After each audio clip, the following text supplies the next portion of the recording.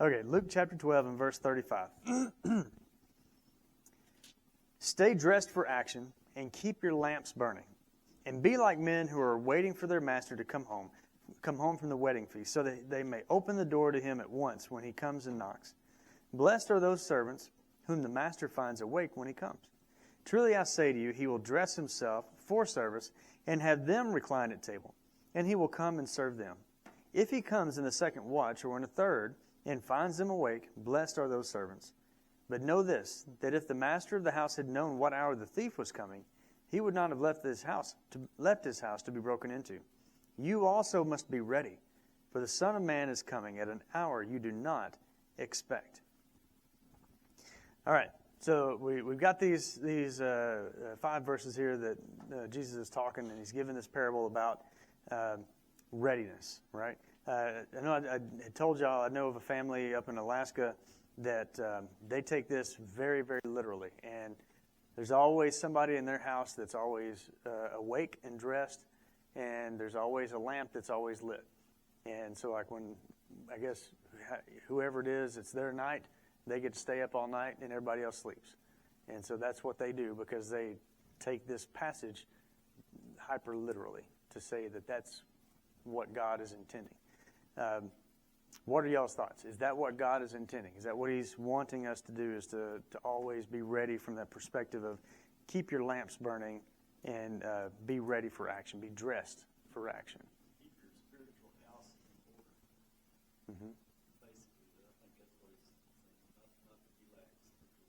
Yeah. You know, not the time, not the hour, not the day. Right. Not anything.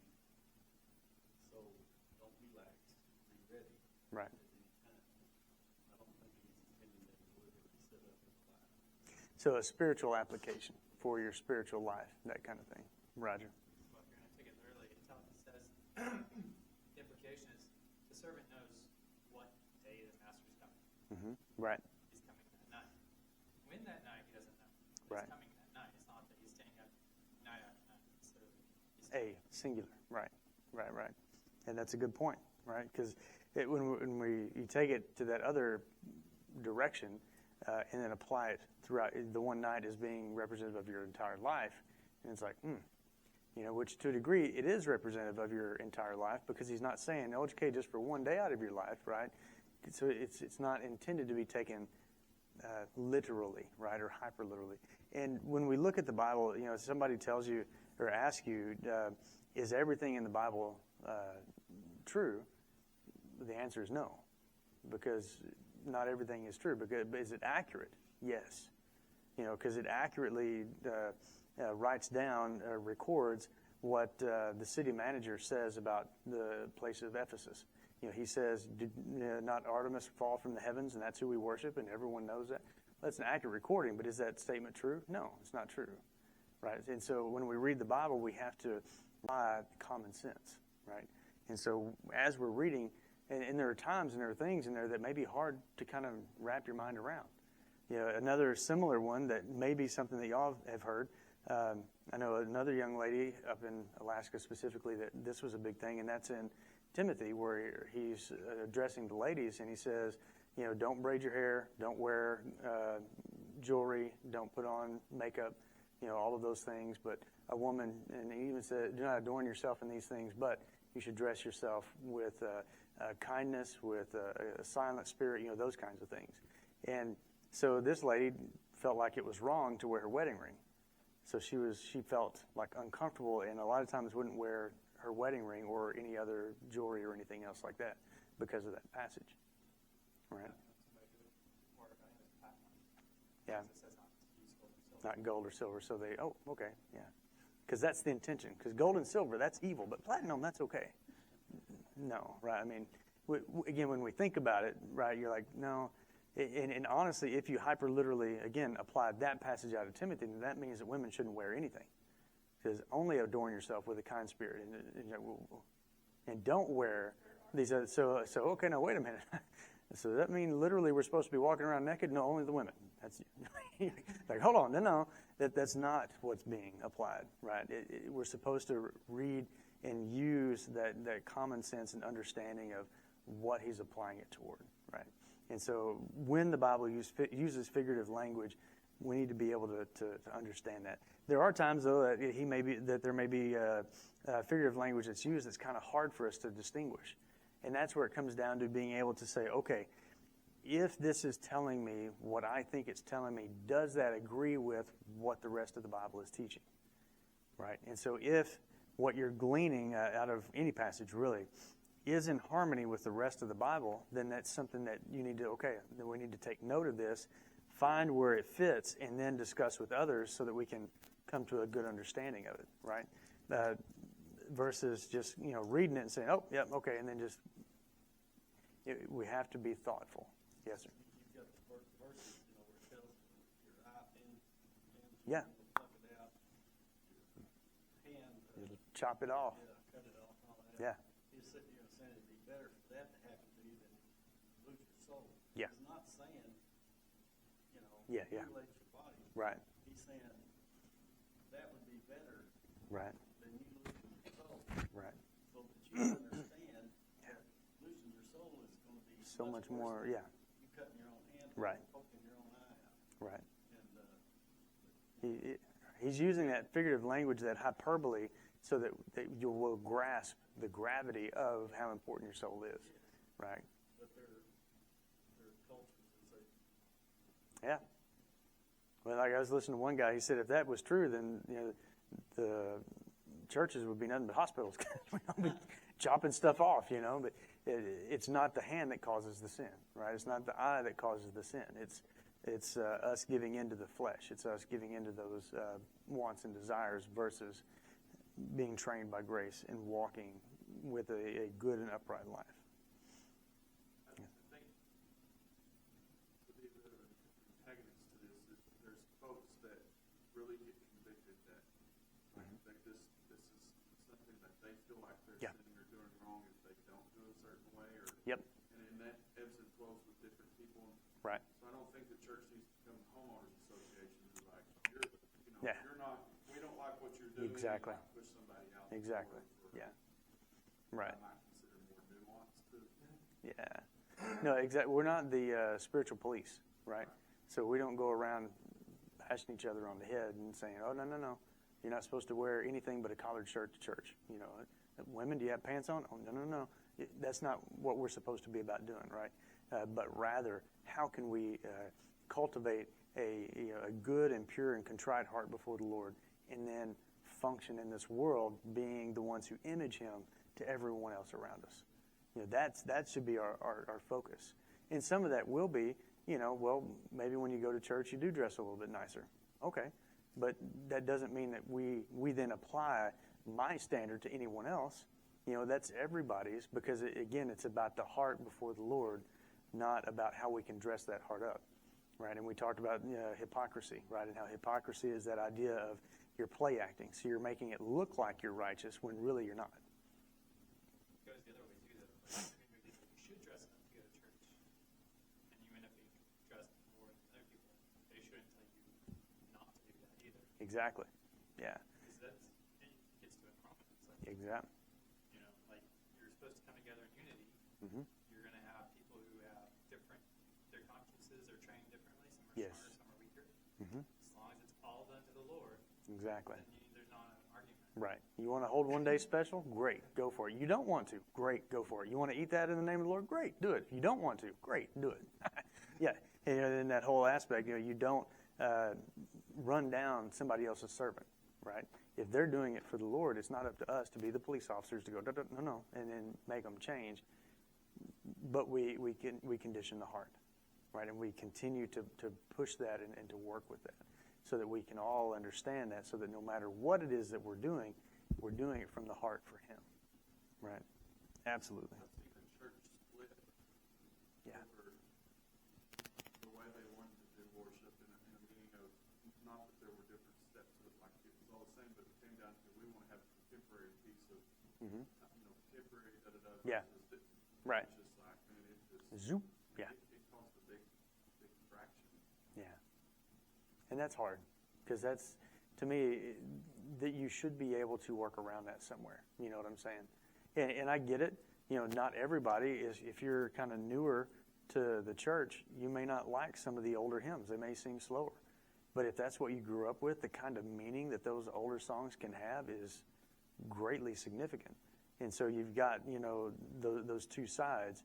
And that's why, like Lancaster, when he came to Alaska and was talking about, different ways to lead singing and things of that nature, he said what you got to work on is you need to have a good mix.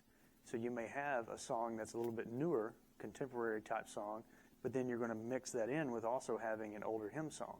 And so that, you're able to kind of work with both sides of that. And so you may have one song where somebody's like, well, it's not really, getting it, what I like. But then the next song or two later, they may have that, and so, being able to try to appease that. And there are some churches that do two different services. They'll have an early service, and that's the more contemporary or the more older style, whatever. And then you have the other service that's the opposite, and that's, I'm like, okay, whatever you like, as long as, again, we're preaching Jesus, we're living Jesus, we're cultivating the heart. Because churches have split over some of the silliest things, and it's so frustrating. And again, it's another one of those things to me that highlights how good Satan is at doing his job. He can get us so hyper-focused on something silly, like, well, I think we all need to have our lamps burning every night. And, well, I don't. Well, okay, well, we just got to part ways. Well, why?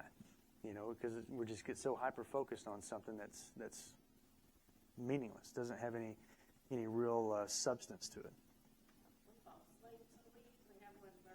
Oh, do you? Yeah, I got you. Well, and thankfully now you don't have to worry about it falling over and setting the house on fire, right? There you go. Now, what is the message then that he's trying to get across here? And Dad talked about that spiritual house. Well, I think it comes with, there's one purpose. The reason that purpose matters, the purpose is to let the master in. But why does, in this part of preaching, but Okay. why does the servant have to let the master in? Mm-hmm. Because doesn't he have the key to his kingdom? But no, he wouldn't. I mean, to my knowledge, maybe he wouldn't. Right. He would bar the door and Right. keep the thieves out. Keep the thief out, right? Because if the master knew what time the thief would come, then he'd be there. So Yeah. the purpose of the servant isn't just to let the master in, but also to keep a watch, Right. keep the thief out. Right. To be protective. Right. And so I think this is more about being, this is, yes, personally, but Mhm. church Yes. is like, we're not just sitting, Mhm. we're not just waiting for when the master shows up, Right. but we are active Mm-hmm. in protecting his Yes. kingdom Right. while he's not here. Exactly. And that was something I was going to come back to because, Dad, you'd mentioned your spiritual house. And I was going to tie it more back to the master's spiritual house, which when you go and read Hebrews 3, right, Hebrews 3 says that we are that house, right? And so Jesus is the master of that house, and we, his church, are that house. And so a part of our role there is protecting, right, is keeping that house protected. Keeping him in your house, I guess. Right, right. Keeping your heart open, him, Mm-hmm. allowing him to live in your heart. So Yes, sir. that whenever he does come back, he's already got space. Right. Yes, sir. And if you're outside of that, Right. chosen something else, Mm-hmm. like, I'll wait and come back later. Yeah, I'm tired, I'm lazy, I don't want to do this right now. exactly. Yes, sir. Yeah, and that's kind of that twofold part, right? And we'll see some of that as we read some of this next part here in 41 and following. But there's that twofold part, having the house ready to receive the master, and then in that, then that's keeping the other thing, the thief out, so the thief's not breaking in, right? And so again, like you brought out with the heart part, it's not that we need to all get in the building and bar the door, right? It's not the point, but rather we are to help protect one another, right, as that spiritual house. Right, and we work together to help keep Satan at bay, keep him away, knowing that we're empowered by and strengthened with Jesus and his Spirit. So we have that until that day that he comes, right? And then, again, he brings out the Son of Man is coming at an hour you do not expect. I'm going to read on here from 41 and following. Peter said, Lord, are you telling this parable for us or for all? And the Lord said, Who then is faithful and who is the faithful and wise manager whom his master will set over his household to give them their portion of food at the proper time? Blessed is that servant whom his master will find so doing when he comes. Truly I say to you, he will set him over all his possessions. But if that servant says to himself, My master is delayed in coming, and begins to beat the male and female servants, and to eat and drink and get drunk, the master of that servant will come on a day when he does not expect him, and at an hour he does not know, and will cut him in pieces, and put him with the unfaithful. And that servant who knew his master's will, but did not get ready or act according to his will receive a severe beating. But the one who did not know, and did what deserved a beating, will receive a light beating.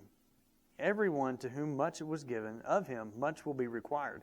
And from him to whom they entrusted much, they will demand the more. And so here, like you were talking about, Dad, whenever you either get lazy or you start going after the things that you think that you want, right? So this guy who's like, well, the master's delayed, then, he's beating the male and female servants and eating the master's food and getting all of those things. So he's not doing his job, not following what the master said. Well, then he receives, the consequences thereof. And in the same way for us on that spiritual side of things, if we are not taking care of what needs to be taken care of, then we're going to receive that same response, or same consequences in a sense, when Christ returns, right? And so that's encourage us with that. And he's also, I think, trying to encourage Peter. Now, did he answer Peter's question?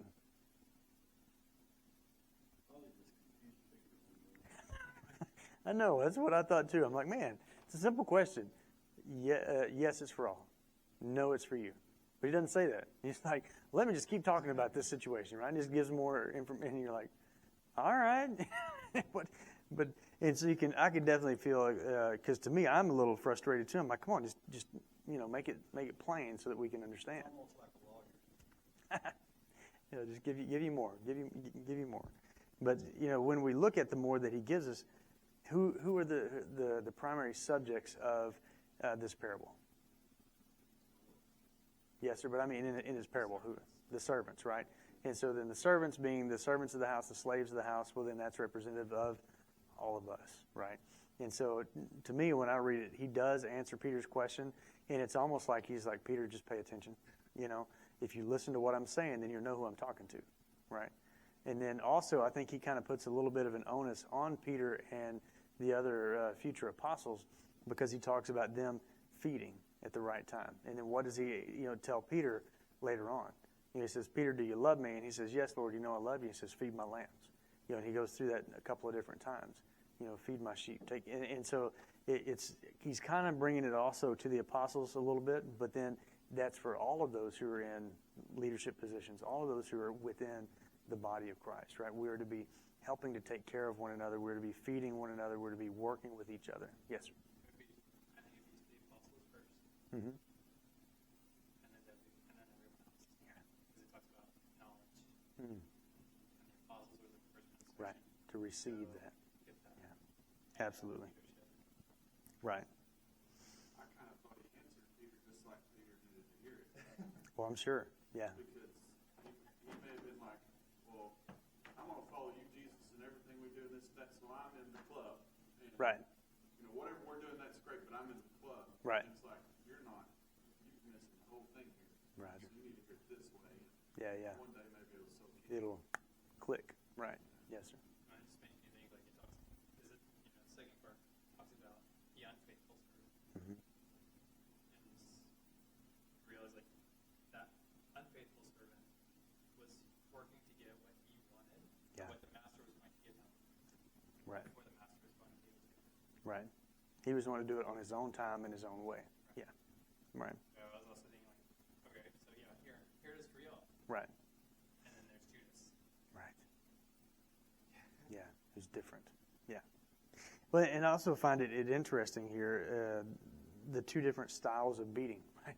You've got the ignorant servant who gets beat less, and then you have the servant who knows, and he receives a more severe beating. And so to me, I'm like, the way I look at it is he's talking about, like, your spiritual consequences, right? And at the end of the world, right, when Christ returns, and those who are the unfaithful will be cast into the outer darkness, and he kind of brings that out here, right? It'll be cut in pieces and cast out, right? But then he says he'll receive a severer beating than the one who does similar things but is ignorant about it.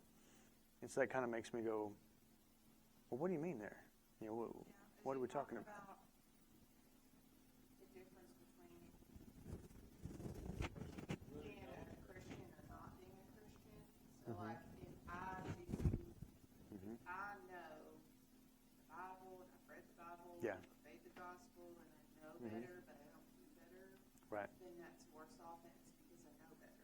Yeah. If I never come to know the Lord and I do a bad thing, Right. I still have a consequence for it, but it's not Right. as severe because I didn't know better. Right. And I don't know, for me, I'm just wondering if he's answering Peter's question with, yes, you who know and believe, and those Right. who don't. Right. Everyone's getting judged. And I think that there's definitely a piece to that.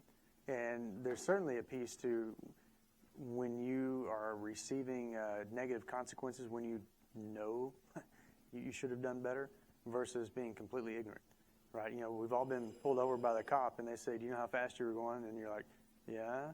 And you're like, "What?" He said, "Well, do you know what the speed limit was?" You're like, 75, and they're like, "No, it was 30." What? How? When did that happen on 287? Right? You're like, no. And so, we've all been in those situations where we just didn't know, but we still had consequences for what we did, right?